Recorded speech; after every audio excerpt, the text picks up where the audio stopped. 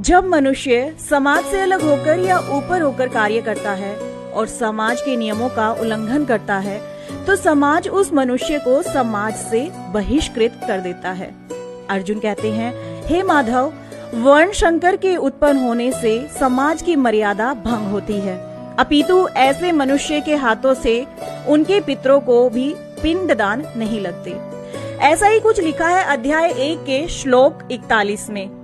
शंकरो नरकायेव कुलघ्राणाम कुलस्य च पतंती पितरो होशाम लुप्त पिंडो दक्रियः।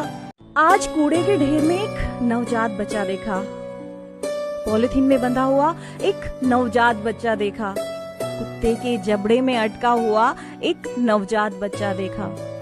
अक्सर ऐसी ही खबरें हम अपने मोबाइल और टीवी पर देखते हैं।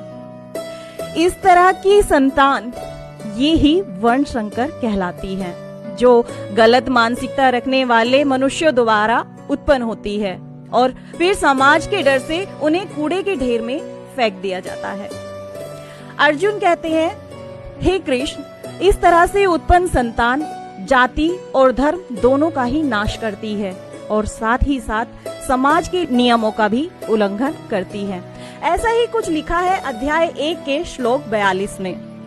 दोषेरेते कुलघ्राणाम वर्ण संकर कारके उत्साघन्ते जाति धर्मा कुल धर्माश्च शाश्वता। गीता के इस श्लोक पर अवश्य ध्यान दीजिएगा। महाभारत के समय कुल या परिवार का इतना अधिक महत्व होता था कि माना जाता था अगर परिवार का नाश हो जाए तो परिवार के लोगों को नरक में हमेशा के लिए रहना पड़ता था। इसलिए परिवार का सम्मान करना, परिवार की रक्षा करना और परिवार का नाम करना ये बहुत बड़ी बात मानी जाती थी। जो लोग परिवार का सम्मान नहीं करते थे तो उस परिवार को हमेशा के लिए नरक में वास मिलता था। ऐसा ही कुछ लिखा है अध्याय 1 के श्लोक 43 में।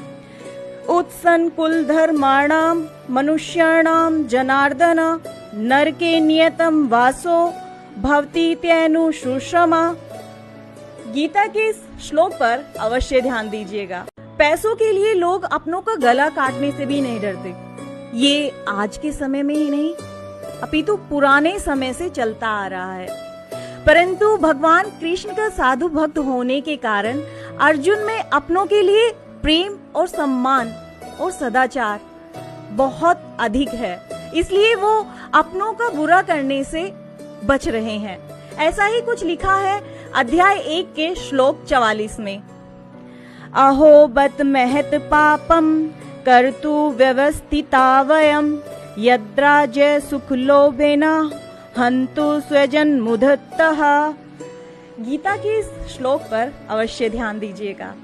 आंखें बंद करके अपने सबसे प्यारे, सबसे करीबी, जो दिल के आपके करीब है, उसके बारे में सोचिए यदि आपको उसका वध करना पड़े तो क्या आप करेंगे? अरे यदि आपको उसका वध करना पड़े तो इससे अच्छा तो आप ये सोचेंगे कि वो मुझे अपने हाथों से मार दे।